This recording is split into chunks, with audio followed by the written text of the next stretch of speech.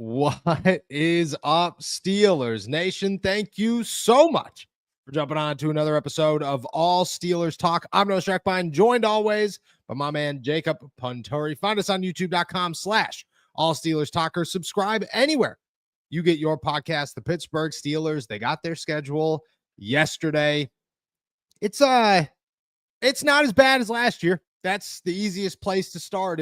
I don't think the NFL has ever had a schedule as brutal as Pittsburgh's in 2024. Still has its stretches, still has plenty of headlines. We're diving into all of it. And for the first time this season, a real life record prediction because, well, it's finally here. It's a good one out in the Berg. I'm excited to be back in the city of Pittsburgh after a couple of days in New York. I hope everybody's doing well. Jake, how you feeling, my friend? I'm doing good. Happy to see you back in your digs back home in Pittsburgh. I was able to get outside and cut the grass today. So I mean, big win on the weather over here. And then things are good over here, man. And Steelers schedule is out. I mean, it's practically a holiday right now.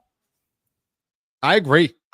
Last night was a day where I'm a big schedule release guy for two reasons. One, the videos. Two, the actual, there's some context to go off of how good this team can actually be, because on paper means nothing if you play the Kansas City Chiefs, the Baltimore Ravens, and the Philadelphia Eagles within like 3.5 days. It just doesn't equal your favor of anything. The Pittsburgh Steelers schedule comes out. I mean, just in the grand scheme of things, I think decently impressive. Nothing super terrible. We're diving into it real quick here on real quick. I shouldn't even say real quick. We're diving into it here. It starts in New York against the Jets, a game that, I mean, everybody is talking about as this is the hint of Aaron Rodgers. He is coming to Pittsburgh. We are all well aware that he is now on his way to the Pittsburgh Steelers because of it. Round 2 comes in week 2 against the Seattle Seahawks. The New England Patriots, well, a trip to Boston never hurt anybody, and Mike Vrabel gets his shot. After that, the Pittsburgh Steelers go to Dublin. We knew that one. The bye weeks after that, we'll dive into that in a second. Then it's Cleveland in Cincy, home against Green Bay with a possible second revenge game for Aaron Rodgers. Indianapolis on the road in LA, back home against Cincinnati, the Windy City. Then it's a stretch. Buffalo, Baltimore, Miami, Detroit, Cleveland, and finishing it off in Baltimore. Your just first outlook, how you view the Pittsburgh Steelers schedule after it's been released. I feel a little bit better. I think I was getting close to being more worried than optimistic about this season with just how things have been going the past couple of weeks. But seeing the schedule, like you've already mentioned, seeing that it is not such a battle, drag them out fight for the last, 6-7 weeks of the season is really encouraging. So, first overall thoughts are it's going to be tough to get more than, 10, 11, 12 wins, something like that would be a huge high watermark here. But I also see them winning, more than getting to that 9-win mark again with this schedule. So nothing too out of the ordinary to make me suggest or think that it's going to go crazy into a losing season in Pittsburgh this year.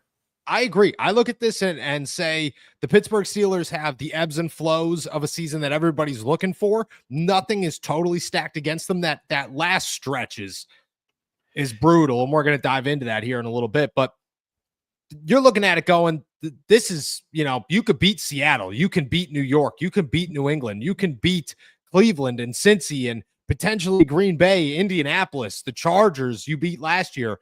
Like, Chicago, there are winnable games on the Pittsburgh Steelers schedule, enough of them to feel pretty confident about what the Pittsburgh Steelers can do this season. And again, the schedule is the first time that you look at it and go, okay, this is in a place we can look at this and say the Steelers actually have a shot, because before that, you're just taking a guess and finishing every prediction with, well, we'll see when the schedule comes out. The big question, Week 1, Aaron Rodgers, Justin Fields in that one.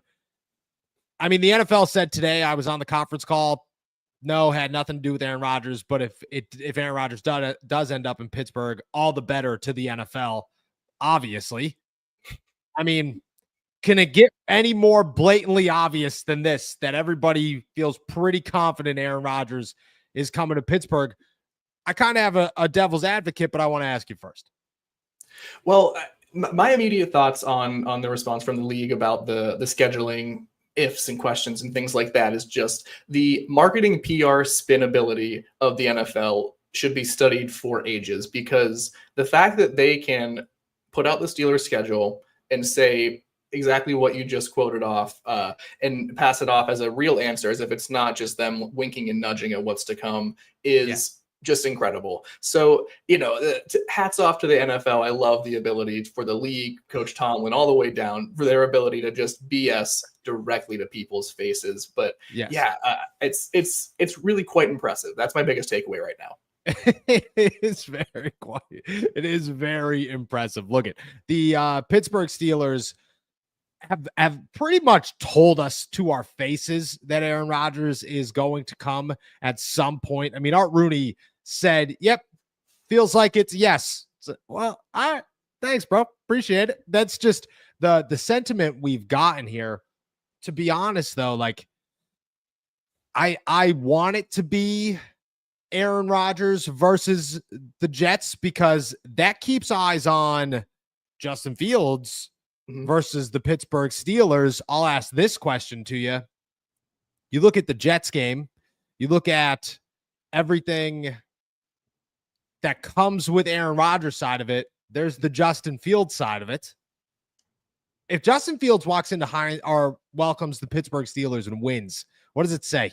What does it say? I think the Steelers immediately look the fool. I think they already are in jeopardy of looking like that in multiple ways. They're kind of leaving it all out there like it's a boom or bust situation. So I think if they go into New York, get beat the guy that they offered a contract to but couldn't provide a worthy opportunity for him to stay, and they lose to him, you look like the fool for sure. So it's be really tough, especially if Aaron Rodgers is a starting quarterback. I'll couch it by saying if Mason Rudolph is the starter or Will Howard, you go in there and lose, then you're kind of like, all right, it's an adjustment period. The Steelers are learning with this offense and quarterback situation. But, if it's Rodgers under center, that is an embarrassing opening week loss. Dude, it's as bad as it possibly gets. If Aaron Rodgers is the Steelers quarterback, you can go 1-16 or 1-17, but the one has to come with a very dominating win over the Jets. It can't even be close. If it's remotely close, and to be honest with you, if you lose, that's huge. But if Aaron Rodgers plays terrible and Justin Fields plays great, the Steelers look just as bad. Like they're looking here going, all right, well, imagine how good we could be with Justin Fields. And there is a loud crowd of people who would love Justin Fields to be the Steelers starting quarterback this season. With that, I'm not a Jets believer where we sit right now. I'm not somebody who thinks that it's that big of a deal, to be very honest with you. But I do think that if it did, God forbid, happen, it would look brutal. The second question, go ahead. You got thoughts? I just think, well, first I was, something I was working on earlier today was looking at the Jets' recent video from a couple of days ago, and Justin Fields was talking about Aaron Glenn. And it just really struck me just like how confident he is in his new head coach. And it's like, I know it's like you're supporting your new team and you're going in there trying to set a good example and make the best impression possible with your new organization. But, I'm just curious if there's an extra vendetta. The revenge game we're talking about right now is Rodgers against the Jets. What if it's like a Justin Fields revenge game and we're walking into a trap? That would be just crazy. That's my final thought on that. That's the ultimate trap game on the Pittsburgh Steelers schedule. We'll start that. It's the ultimate to start 0-1 in an absolutely brutal way to lose is the trap game of the schedule for the Pittsburgh Steelers. You look at the rest of it. The Pittsburgh Steelers schedule as we sit right here, week 5 bye after Ireland. Your thoughts on that one? I don't know. I look at the bye week early in week 5 to me, like too early, the way that the schedule is based, but you also need to recoup from Ireland. But to be honest, like, I think if you pushed it out to week 8, week 9, which is where you're looking for a bye week, you're beat up, you're bruised, but you play the Browns, the Bengals, the Packers, the Colts, and then maybe you go into a bye there. And I think you could win at least 2 of those games and be in a good spot to say it doesn't really matter. You know what I'm saying? Your thoughts on a bye week early, week 5. Art Rooney's pissed. I know he said that he didn't ask for it, but I know he's not happy.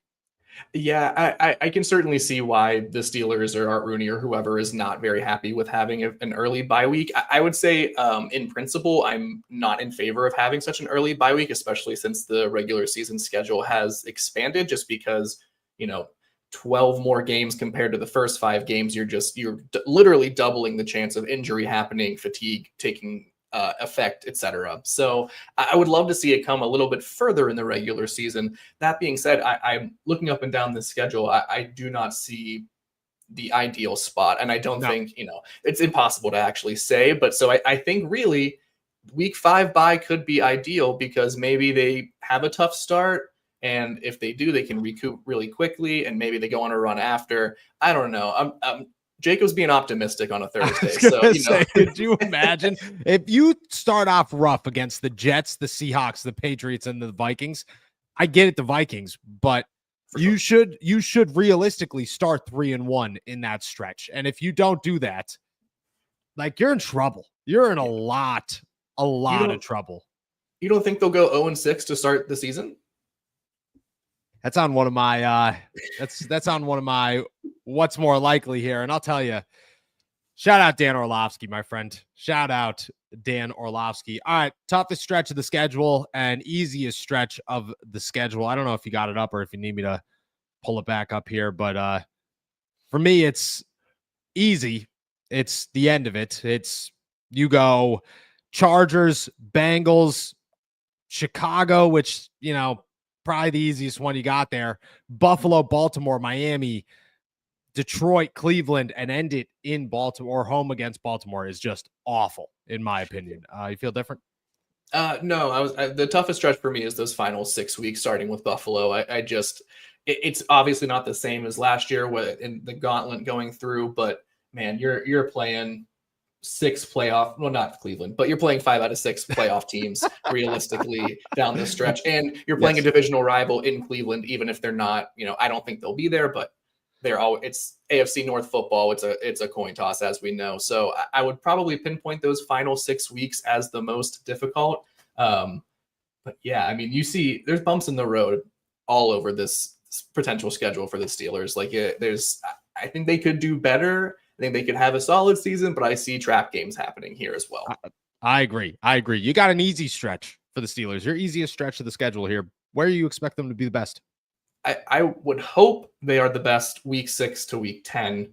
And you get a couple of division wins right there. You get a quality win over an NFC opponent, and then you get Indianapolis, which is hopefully not taking the step that they as an organization would like to be taking this year. There's no so yeah, you gotta, if you're not gonna have a trap game, or if you're gonna make sure you win those games that you should, I think that is that core of the schedule where you're fresh, you're coming off the bye week, everyone should be recharged. That's where you pick up some wins, get some momentum going, hopefully. I like that. I like that a lot. I think that the first 3 games is pretty easy, but once you go to Minnesota, like, what's 3-0 means nothing in the NFL. Mm-hmm. Who cares about 3-0? I would agree. I think after the bye week, you could walk out of there. I think you could even maybe add LA, depending on where they're at. But those 4 games, you should be able to win, hopefully 2 of them. And if you could go 3, if you could pull off 4, massive. I think you have somewhat of a hand in the Green Bay matchup because of Aaron Rodgers. And then I think you could beat Cleveland and Cincinnati. Indianapolis, in my eyes, is a win where we sit here today. But we'll see what happens. All right, let's go through them. Let's do our first record prediction of 2025 as we sit here today. Let's chalk them up. We'll bring it back up here. We'll bring it back up.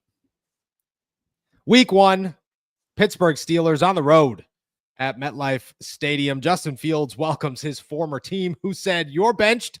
Sorry, pal. Hate to do it to you." And then, well, afterwards said, "Okay, we'd welcome you back with open arms." You wouldn't, pal. You wouldn't. At the Jets. We'll go separate here. You got them a win, 1-0, 0-1. I got the Steelers starting 1-0, victory over the Jets. All righty. 1-0. I'm going 1-0 as well. I look at the Jets as a team that I am sorry, my friend, but just ain't going to happen. Just ain't going to happen. Seattle in week 2 welcomes DK Metcalf as, DK says, "What's up, guys? New quarterback, cool. New system, cool. New replacements for me, cool. Come to Pittsburgh. We'll show you what's up." Pittsburgh Steelers, week 2. I'm going to win on this one as well. 2-0 for the Steelers on my side. Yours? Yep, I'm right with you. I think this is the next revenge game here. DK home opener. Steelers take a win, get out to a very not unconvincing 2-0 record. 2-0 record. Unconvincing 2-0 record. It still stays pretty unconvincing in New England. I don't care what you say about Mike Vrabel or the development of Drake May. This team is, well, just plain and simple, not very good. New England Patriots in week 3. What do you got? This is my first trap game of the year. Oh, okay. I think they go into London 2-1 because they're going to drop a really disappointing game in New England. Wow. Okay. Hope I'm wrong. I think you might be right. And they're overlooking. I just don't. It's early. It's very early in the season to say that the Pittsburgh Steelers are going to find that trap game and lose the momentum. And like this, it just feels like if that happens, which you might be right, but if it happens, the calls for Tomlin's job will start so much earlier than they have in so long. Immediately. It would be brutal. I'm saying 3-0. For the Pittsburgh Steelers. Let's hope for the goodness of us. I'm rooting for you to be right. I want to be so clear about that. 3-0, 2-1 heading into Ireland. Minnesota. Last time they played Minnesota was the last time they played overseas. London, 2013, lost. Unfortunately, I don't see it changing this time. Minnesota, to me, dude, is going to be just ready to go. The easiest bets that you can make in the NFL is who's staying in London longer. So whoever shows up earlier, going to win that game. I'm thinking this is the first loss of the season. Not the best way to welcome yourself to Ireland. Art Rooney's not going to be real happy about it, but I'm going to loss 3-1 for the Pittsburgh Steelers. Your thoughts? Yeah, I think the Steelers are going to drop this one. Unfortunately, I think the Vikings are just too good. Of any of those first 4 games, if I were to bet any money on them losing just one of those games, it's definitely against the Vikings in Ireland. So that's going to be a tough one. So yeah, I'd have them at 2-2 at that point. I agree. And as I try to do that, just doesn't look good. All right. We come back the bye week at home against Cleveland. Kenny Pickett, Shedeur Sanders, Dylan Gabriel. I don't know what to make of it. I'll let you go first on this one after the bye week. Cleveland in week 6. This is a win for the Steelers for sure. I imagine this might be the first time one of the rookies from the Cleveland Browns starts a game. Will be my bold prediction for it. But yeah, Steelers get the win, improved to 3-2 after taking down Gabriel or Sanders. You're telling me that does Kenny start? Is he the starter up until this point? Maybe. Yeah, no. I want him to be so he gets pulled, I guess, to be a petty person here. But sorry, Kenny. But yeah, I do think he's, in my eyes, still going to be the front runner. So yeah, I think he starts the first 4 weeks then. Okay. All right. Week 7. Oh, did I pick on that one? I did not pick on that one. Look at Cleveland at home is a win almost every single time. It's Cleveland on the road that you got to worry about. To me, it's a win. Pittsburgh Steelers, in my eyes, are 4-1. Looking pretty good. Hype is real. At this point in the year, people are going to start talking Aaron Rodgers MVP. Is he going to be an MVP? No. But that's just the hype that ESPN is going to toss on him because he's the loudest name in all of football. At Cincinnati, prime time, week 7. I don't know about this one. This one to me is a scary game. the first test of the season outside of Minnesota, but that's a weird test. The Steelers, I think, go into Cincinnati and lose. It stinks to say, but I just think at that point, Cincinnati's going to have some sort of momentum, and I'm going Cincy on this one. I'm going Pittsburgh Steelers are 4-2 at this point in my schedule. I'm with you. I think the Bengals will still be doing their thing, being the early Super Bowl contenders from the AFC. I find it very difficult to believe that they will go in there in week 7 and get the win. Maybe later in the season when Cincinnati comes to Acrisure. But yeah, I would have them taking the L there, and I'd drop them down to 3-3 there. Oh, 3-3 for Jacob Bunduri. At home, once again, hosting primetime and an Aaron Rodgers opponent here. The Green Bay Packers come to Pittsburgh.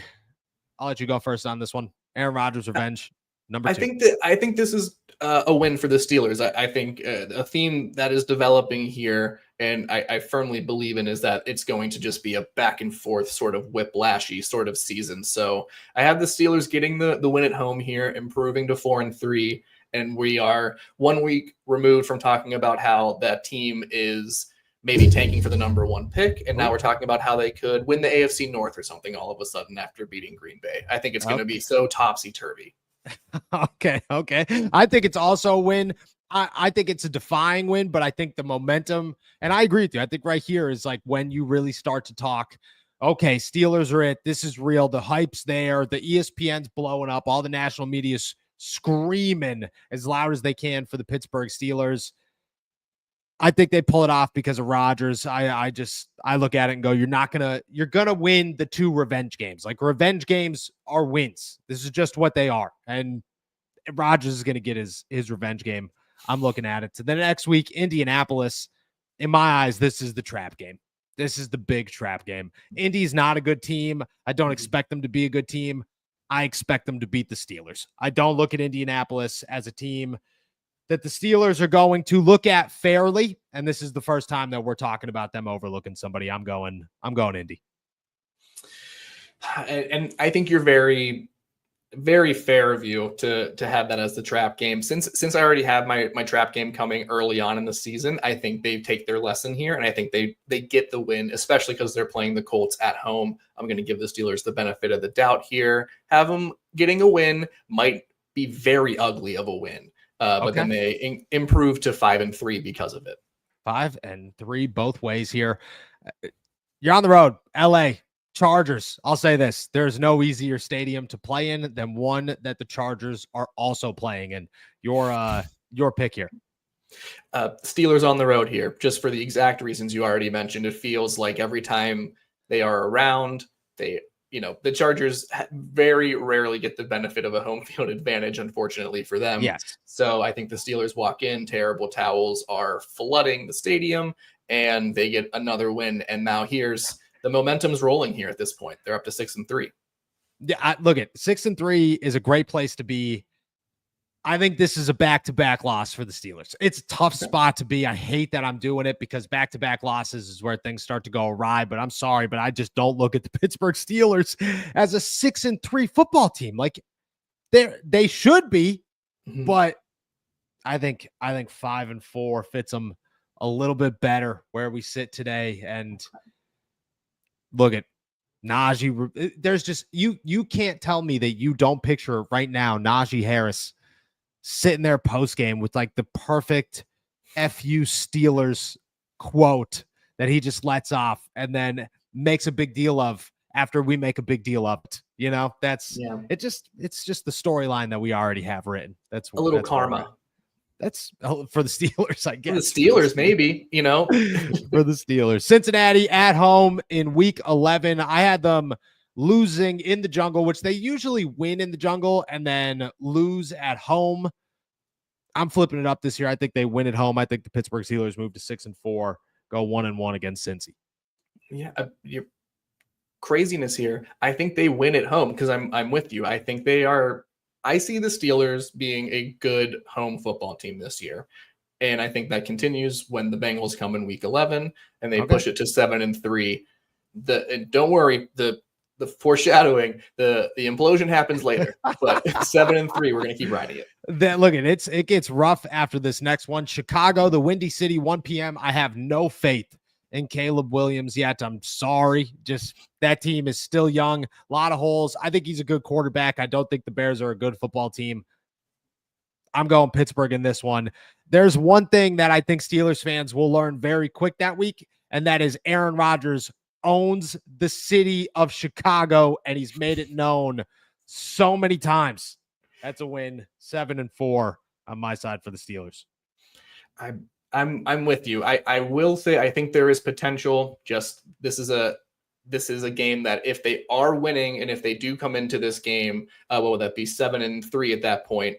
I think this could very much set up a potential trap game for them. But I agree with you. I'm not sold on Caleb Williams. The Bears do very little to impress me right now. That being said, I think the Steelers then would win in Soldier Field, getting them to 8-3. And now we're like, whoa, is this team a Super Bowl contender for real? And at this point, we are actually having that conversation, but then they go to Buffalo, which is a brutal one. I'll let you go first on this.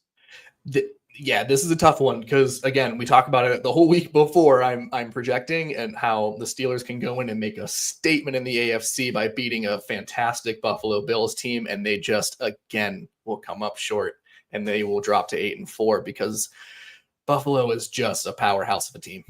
Yeah, Buffalo is not a team the Steelers are going to win. Not this year, I don't think. Look, at Buffalo, to me, MVP of the league. Technically, I guess Lamar should have won it. And you look at it, and they only got better. They're going to be a team that beats the Steelers. They're going to be a team that makes. To me, the Steelers are not beat the Bills ready. They're close.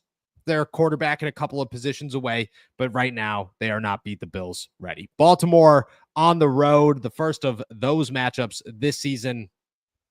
I'll let you go first on this one too, because I think I went 2 in a row. So I'll let you handle Baltimore. Oh, thank you, sir. This is going to be another tough one. I think the Steelers are going to lose this one too. And this is, unfortunately, it would drop them down to 8-5 at that point. But I think they're going to have a really hard time. I think Lamar is going to once again be in the MVP conversation. That feels almost like a guarantee if he stays healthy. So, yeah, I think the Ravens are just going to be another huge challenge for the Steelers to try to overcome. And I don't think they're quite there yet as a roster, at least at this point. Talk about the schedule being released yesterday. Yeah. Okay. I'm going to go the opposite of you here. I think the one sweep and I'll foreshadow this. I'll give it away right now. Let's go. I think the one sweep the Steelers have this year is against Baltimore. I think they sweep them. Maybe they sweep Cleveland. We'll get there in a second, but Baltimore, I think they pull off both. These are going to be the games that decide if the Steelers go to the playoffs. These are going to be the games that decide if Pittsburgh's a wild card or a team on the outside looking in, talking about how it's time to blow it all up. That's where they're at. I think they beat Baltimore and move to, we both got them. We both got them at 8-5 right now, which is not terrible. Miami, Monday night in Pittsburgh. There are a lot of games that you could say weigh heavily in Pittsburgh's side. I don't think any of them weigh heavier than Miami in September or in December. On Monday night, when you know it's going to be cold and snowy and nasty, and Tua is going to be shaking in his boots, my friend. No chance Miami comes into Pittsburgh and wins. I'm going easy win for the Pittsburgh Steelers in week 15. I don't feel as confident as you. I honestly admire how confident you are in that week 15 victory. I think because of where I have the Steelers coming from, week 13 and 14, it's shaky ground. And because of that, I do think this is going to be a very, very, maybe their only, this is going to be a tough home loss for them, which will drop them to 8-6. 8-6. 8-6. And it's going to be disappointing because they shouldn't lose this game. They should dominate. They should have the upper hand, but it's going to be a tough one for them. So 3 in a row, I'd have them losing week 13 through 15. Yikes. Big yikes. All right. Detroit the next week on the road. Thought this game was going to be Thanksgiving. Turned out it wasn't. Thank you. Win or loss? What you got here? This 4 in a row. They're Detroit's. I think they are going to be a powerhouse in the NFC as well. And I think if that is the case, they are going to be rolling. They'll probably be red hot at that point in December. The Steelers are going to be reeling at that point, trying to figure out if they could scrounge into a wild card spot. But the Lions are going to be too much for them in Week 16. You got 4 in a row here. 4 in a row. This is 24 all over again. Why a bad year for the Pittsburgh Steelers here as they're 8-7 in Jacob's eyes. I got a loss here as well. I'm sorry. Detroit's a powerhouse, man. They lost their coordinators. They're still going to do it. They're still going to, I think this is a rough loss for the Pittsburgh Steelers. I got them at 9-6. You got them at 8-7 going into the final 2 weeks of the season here. Cleveland, Week 17 on the road. What do you got? The streak is snapped here in Week 17. Thank goodness. And we all breathe a collective sigh of relief as the Steelers finally get a win and hang on to hope of a playoff spot, wild card spot, whatever you want to call it at that point. But yeah, they're going to get the win there, and they're going to get their 9th victory of the season there. Okay. I think I got a little too optimistic early in the front of this. And I find myself staring at the Steelers record at 9-6 going. The Steelers always lose a couple of unknown what are you doing games in December. And I think this is the one. I didn't think it was going to be the one, but this is the one. I think the Steelers go to Cleveland and lose. And it's a tough one. I got them at 9-7. You got them at 9. Oh, we're both 9-7. Going into Baltimore at home, date and time to be decided. 9-7 before we even make a prediction. That does not win the AFC North, correct? You're not playing for the AFC North in this game, are you? Correct. Yeah, I think they're playing for one of the final wild card spots. They're playing for their lives. Okay. And with that said, I'll ask you. I think they will win because I would guess, like 24, the Ravens already have a playoff spot secured, so we're not going to see an entire first team of Baltimore Ravens. So the Steelers can get that 10th win and sneak into the playoffs, and we'll be deja vu and all over again talking about can they get a win in the first round of the playoffs. Oh, I love it. I absolutely love it. I have them the same way. 10-7 is not how I expected the Steelers to do this season, but I'm going to be very honest with you. It looks good. Like, it looks good on paper. 10-7 to me is like, all right, you won what you should have. You lost what you should have. It's a good spot to be in. 10-7, you think you just said it gets them into the playoffs? I think it does. I think it's going to be close all season long, especially if they have any sort of dips or poor stretches after the bye week. But yeah, I think that's 10 wins can get them into the playoffs. I think it'll be a wild card spot though. Okay. I love it. All right. Real quick. I got 4 what's more likelies for you. And then we'll start answering everybody's questions as we go into, well, just OTAs and what's next for the Pittsburgh Steelers. I'll start them off with this one. I got a good one. Dan Orlovsky, my friend. How you doing, pal? Hope you're doing good. For those of you who didn't hear, Dan Orlovsky thinks that if Mason Rudolph starts for the Pittsburgh Steelers in 2025, they will go 0-6 to start the season. That's nuts. I'm sorry, but that's nuts. All right, Dan. Well, what's more likely here, Jacob? The Steelers start the season 0-6, or they start it 6-0 in 2025? Ooh, I think what's more likely is a 6-0 start. I cannot see them losing the first 6 games, regardless of who was at quarterback.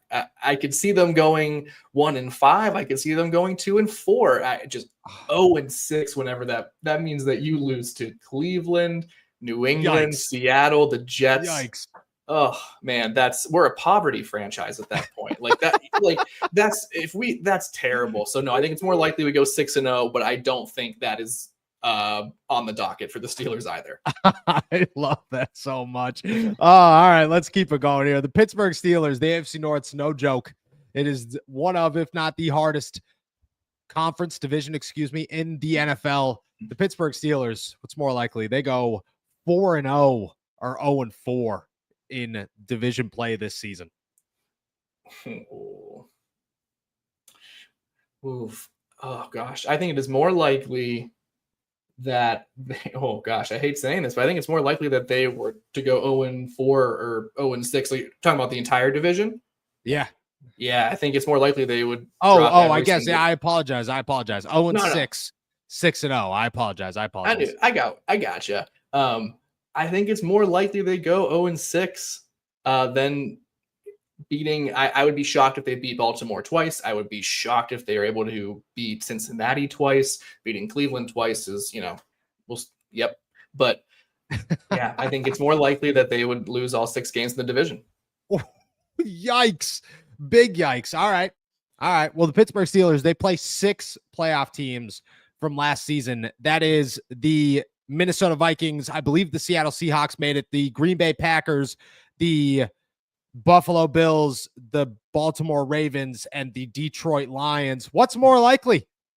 They beat or they lose to all 6 of those teams. Themes of 6s here for the Pittsburgh Steelers. You're not gonna like this one either, Noah. I do apologize, but it's 0-6 again. I think at this point, again, this can change. I'm trying to remain Jacob's optimistic on a Thursday, but I think it is way more likely that the roster right now and how it's most likely going to be constructed is outmatched by these 6 playoff teams from 2024 than they take advantage of being a turned over roster and beat those 6 teams. Okay. All right. I got 2 more for you here.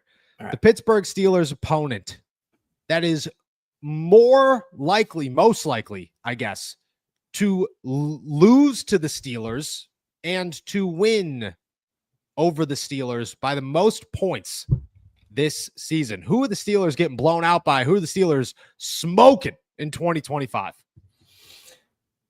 They are going to get smoked by the Buffalo Bills. I think that is going to be just like I just think they are like the big brother bully situation. The Steelers just aren't ready. If they ever do enter that like actual Super Bowl contender status, it's going to have to be by toppling the Buffalo Bills because they just feel like that impossible opponent. So yeah, I think the Bills are going to smoke them. Sorry. But I think they have a chance to go into Los Angeles and just have a disgusting offensive performance against the Chargers. I think it could be just another home game for the Steelers in that regard. I love it. All right, we'll finish it off with Pittsburgh Hornets, and I have an extension of this one. What's more likely? Fields wins a playoff game. Rudolph wins a playoff game. What's more likely? Justin Fields, Aaron Rodgers, Mason Rudolph, or Russell Wilson, or Kenny Pickett win a playoff game in 2025? Ooh, I think Rodgers is most likely of those 5 names you just listed. And then I'd have Mason, and then I would have Justin, Russ, and then Kenny. That would be my 5. Okay. I love it, dude. I love it. I think maybe Mason was Mason your 2? Mason was your 3. Yeah. Mason. I think I'd have the same one. I think I'd have the same exact list there. Shout out Pittsburgh Hornets. All right. That's the what's more likely as we sit here today. Schedule release is always fun. The schedule video though stunk. Could we be very honest? The Sasquatch thing, I think Nick Herbig and Keanu Bent are hilarious. I think we could have did better. Do you feel I don't know. The comedy's hard. I love it. All right. With that said, we're going to take a quick break. On the other side, we are going to answer all your questions. So toss them in the chat. We will be right back. Pittsburgh, this one's for you. From the voices behind all Steelers talk comes Black and Gold apparel, your go-to for bold, fan-driven merch that reps the city, the Steelers, and everything in between. Whether you bleed black and gold or just love that Pittsburgh grit, we've got something for you. It's more than a podcast. It's a community. And thanks to your support, we're proud to bring the passion from our mics to your closets. Gear up, stand out, and show the world what real fans look like. Shop now at blackandgoldapparel.myshopify.com. All righty. Shout out to all our super chatters. Shout out to all of our members. Shout out to everybody who called into the call-in show earlier today. It was a blast. Had a lot of fun with it. We had a ton of phone calls. And I flew in last night, plane obviously got delayed because I'm nose track blind and every flight I'm on gets delayed, and got back. And like, like when you get back, you're not ready to go to bed, like schedule came out, had a good time with it, got my stories ready for the morning. I'm all jazzed up. I'm ready to go. I think I went to bed at like 1:00 and alarm went off at 5:30. And I was like, all right, this is ass. This is not fun whatsoever. And I've been a zombie, but the call-in show today got me flowed. So I appreciate all you guys. So let's kick it off here with Stephen Cornfield going to the primetime game versus Green Bay. Revenge. Who's the biggest revenge game in your eyes? The Jets or Green Bay? What's the biggest Aaron Rodgers game in your eyes? The Jets, Green Bay, one last win in Chicago. Rank them in top 3. Ooh, the Aaron Rodgers dominance over Chicago is a very appealing part of this. Oh, yeah. Voice crack McGee. But I am very much looking forward to, if he does play, him going in there one final time and asserting his dominance over a team that he has beaten throughout his entire career. But I think Green Bay is the bigger revenge game for me. Just because that's his, there's his entire career was there. Yeah, the Jet stuff is more recent. It was crazy dramatic. There was lots of fun stuff. It was very entertaining to watch, but beating that team that you won your Super Bowl with, you were drafted by, that's got to be a little bit sweeter. So that's the revenge game I'm looking forward to. I agree. I think it's Green Bay all day. The Jets, good one, but that's more like a gotcha. You know what I mean? The Green Bay is like here it is. This is it. One final, close the chapter and let's move on. And this is a poetic way to end, which is how Aaron Rodgers and his poeticism would want it. Stephen Cornfield's got another. This is a setup for Rodgers' farewell tour with the Jets and Green Bay. Also the whole NFC North for him to play again, and maybe AFC East if you count it. I agree 1,000%. But I made this argument months ago when that's how long the Steelers have been chasing Aaron Rodgers, when they were chasing Aaron Rodgers, because I looked at, there's just no option for Aaron Rodgers. It makes too much sense to come to Pittsburgh, beat the NFC North, go to Chicago and say, I own you one more time, beat Green Bay in Pittsburgh, go to Ireland and beat Minnesota one more time, get a shot at Detroit in Detroit, and then start it off by beating the Jets. Like, you don't finish 5-12. It just makes too much sense in my eyes that this is the perfect schedule for Aaron Rodgers. Yes, of course. And I mean, the NFL is probably just lighting up with dollar signs at the fact that they could have, one of their most marketable stars over the last 15 years be a part of, one more huge season for the NFL. So yeah, it's just coincidence, happenstance. This is just, that's all it is. But if it works in their favor, great. Lucy 2010 here. Hey guys, I'm still a big fan of Justin Fields. What do you think his chances are to succeed in 2025? I don't think it's impossible. I like Justin Fields. My only issue, I don't think it's a Justin thing. The Jets are the Browns, man. The Jets are this is where you go to die as a quarterback, and it's not great. It's not a great place to be. I have little faith in the Jets. Maybe more faith in Justin Fields. I think Justin Fields is a good quarterback. I just don't think that he's in a great situation. We'll see what happens. You got high hopes for Justin? No, I'm a big fan of his, truly, and I really did enjoy watching him with the Steelers last year in those 6 games. But yeah, it's hard to see the Jets being, a real contender or taking that next step. But I would love to be proven wrong. And if they are a contender in the AFC East, that would be crazy. Yes, it would. Dark City Bears fans say the Steelers game is an easy dub. I just don't understand how that, I mean, maybe, but like what makes the Steelers outside of the quarterback situation right now, which if you're the Bears, aren't you thinking Aaron Rodgers is a quarterback you don't want to play in Pittsburgh? Like, it's not like the rest of Pittsburgh's roster is sitting here going, that's very beatable, super easy to beat. I can't believe Pittsburgh stinks. I'd play Pittsburgh any day, and it doesn't matter who the quarterback is. You're going to give a good roster with like a quarterback that has beaten you almost every time ever. It just, I don't know. To me, that doesn't make sense. And you mentioned, a minute or two ago, places where quarterbacks go to die, according to Caleb Williams' dad, Chicago. True. So I'm not really sure I imagine that they are confident that Caleb is going to take that year 2 jump and just become an MVP candidate, which if he does, then yeah, the Steelers are going to walk into they're going to walk through a buzzsaw going into Chicago. But Probably.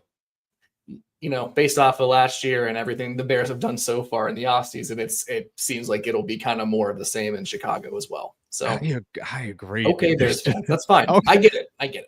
Shout out Bears fans, man. Shout out Bears fans. Justin Gordon here. Any chance the Steelers sign AJ Brown or Tyreek Hill by the trade deadline? If it's not AJ or Tyreek, don't try to replace JP like Calvin Austin or GP like Calvin Austin the third and Rome Cook. I don't think there's a big chance on AJ Brown, maybe, but I don't think there's a very high. Tyreek Hill is a weird one because I would tell you no personally, but there have been reports over the last year that like maybe, just maybe. So you got to listen to the reports. I don't think they would. I can't say no where we sit here today. But I agree with you. I think that there's a significant gap after that between other options, and you have to find a wide receiver too, but you can't go get another Van Jefferson. You just can't do it. Yeah. But I think what I'm struggling with too is it can't be another big name. You have DK Metcalf. He is the guy. He has all this money. He's your top offensive weapon. Going after someone like an AJ Brown or a Tyreek Hill is, I think, maybe a nice solution in theory. And it's nice to have those more big name stars on an offense. I understand that point of view, but I don't think it would actually help the Steelers offense as much as it would sound nice to be bringing in those names to the organization. So I would love to have some more help. I don't think AJ Brown or Tyreek Hill are the likeliest options for the Steelers to bring in at this point. I agree. I don't think it's very likely. I think it's great options if you could afford them, but I don't think that they could afford them where they stand right now, especially Tyreek. That contract's massive. I just don't think that they're the options the Steelers are considering. But again, the Tyreek thing came out of nowhere last year, and because of that, I'm not going to sit here and say it's impossible. I just can't do it. Maddie's got one. If you could give input to everything going on, what would you say? What suggestions would you give? What would you do at quarterback and wide receiver? And how would you fix these major problems with Tomlin? Holy moly. Loaded question here from Maddie. If I could give input on everything going on, what suggestions would you give? And that would just be very simple, to let your coordinators coach and be coordinators and take your foot off the gas a little bit. What would I do at quarterback is I'd sign Aaron Rodgers, and he'd be my starting quarterback. At wide receiver, I don't know. What would you do at wide receiver? I would encourage him to find a young wide receiver like a Chris Olave or a Romeo Doubs, and try to bring him in and hope that is a person that you can get at least a year or two out of, and then figure out. I'll say just punt the contract situation again. It's a yearly thing to try to figure out who's going to cash out and who is going to stay and all that stuff. So I'm fine with rolling the dice on a younger wide receiver that we could bring in, maybe have a year or two of control over, and then start this whole cycle again about contract extensions. But I think they need another piece, but it can't just be a name. It can't just be a Van Jefferson. It has to be someone who really fits Arthur Smith's offense. I agree. I like Romeo Doubs. I like maybe Wicks. I like these third year young wide receivers. That would be my option as well. How would you fix the problems with Tomlin? Again, I go back to the beginning of this. I just tell him to say, hey, look at dude, do your job and stop trying to do everybody else's, and maybe things work out better for you. I think that would be my solution for Tomlin. Would he listen to me? Hell no. No chance in hell he'd listen to me. Pittsburgh Hornets. If the Steelers lose to the Jets with Rodgers, what does that do for team morale? Will that crush the team's confidence? Probably. Is a week 1 loss to the Jets. And what's the worst loss the Steelers could have this season? Is it the Jets? Week 1 loss to the Jets would be deflating, no doubt. Would it be the biggest, toughest loss of the season? No, I think if they are to go in, what would be a worse game to lose? Right? Maybe Green Bay. Green Bay would be tough. Maybe Cleveland at home. If they lose to Indianapolis and they have a winning Yikes. record going into it, then I think that's a pretty deflating loss as well. So yeah, I think team morale would take a big hit if they go into New York and lose week 1. I think you have to avoid that at all costs. I agree. I definitely agree. It does some rough stuff for the Pittsburgh Steelers morale wise. Stephen Cornfield, would you guys prefer an early bye or to have another nasty 3 games in 11 days? An early bye. You give me a week 2 bye, doesn't matter. I'll take it over the nonsense that the Steelers went through last year. And I think every single player in the NFL would also take an early bye over a 3-game stretch in 11 days. Yeah, that should never happen again. That's just not as someone who like watches the Steelers, but just someone who believes in like the health of the NFL players I'm watching. Like 3 games in 11 days is crazy. I hope we never see that again. I don't know. Is that happening in anyone's schedule this year? I didn't look over everybody's, but I certainly hope not. I hope not as well. I didn't look over everybody's either, but I hope not. I sure hope not. American Steel, if you could switch a home and an away game, which would you do? Which would you both switch? Let's get Jake an AST hat and hoodie already. That is true. Got to get you some merch. Totally forgot about that stuff. My apologies on that one there. Unreal. I know. I'm sorry. Shout out American Steel. If you could switch one away and home game, I'm switching. I want to go to Lambeau. I think that's poetic for Rodgers to go out in Lambeau. And again, I'm operating with that belief. And I don't know, to be honest. What's the away game I'd bring to Pittsburgh? Maybe Detroit, because I think it'd be New York. It'd be the Jets. It would be the Jets. That's a good one. I think I would take the Lions just because I just would want to watch them in Acrisure rather than watching them on TV. Okay. But I like it. Yeah. All right, let's keep it trucking here. I apologize. Ricky Huggins, do you have confidence in this coaching staff to have the players ready for a 13-plus week stretch of no breaks? Seems to be a huge problem for us in recent history.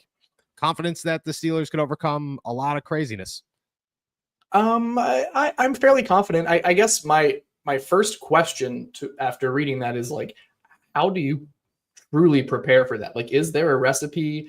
Is there a level of conditioning that this team can get to that would actually preserve them in a real way that we would see the results of over that 13-week stretch? Like, I think there's probably, I'm confident that they can get through it and they can get through it and earn a playoff spot. I don't think there's anything that they can be doing right now in training camp in the first few weeks of the season that will make a huge significant difference and like help them along that late season stretch.